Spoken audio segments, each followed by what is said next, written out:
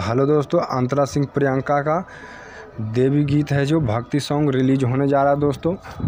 बहुत ही कमाल का सॉन्ग है दोस्तों। जो सॉन्ग का नाम है दोस्तों महिषासुर के चलता दवैया, जिसमें सिंगर अंतरा सिंह प्रियंका है दोस्तों। म्यूजिक इसमें रवि राज देवा जी हैं और गाना को लिखे अर्जुन शर्मा जी। वीडियो डायरेक्टर रवि पंडित हैं दोस्तों और इसमें एडिटर दीपक पंडित जी हैं दोस्तों।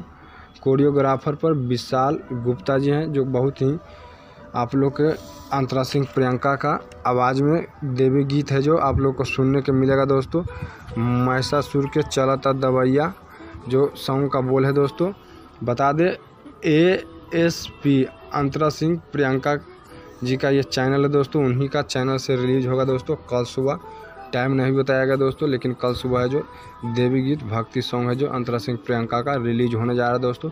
बाकी आप लोग के अपडेट कैसा लगा दोस्तों, अच्छा लगे तो लाइक और शेयर जरूर कीजिएगा, ताकि अंतरा सिंह प्रियंका जी का जितना फैन है दोस्तों उनका अधिक से अधिक जानकारी पहुंच सके दोस्तों। फिर मिलते हैं दोस्तों एक नए वीडियो के साथ दोस्तों।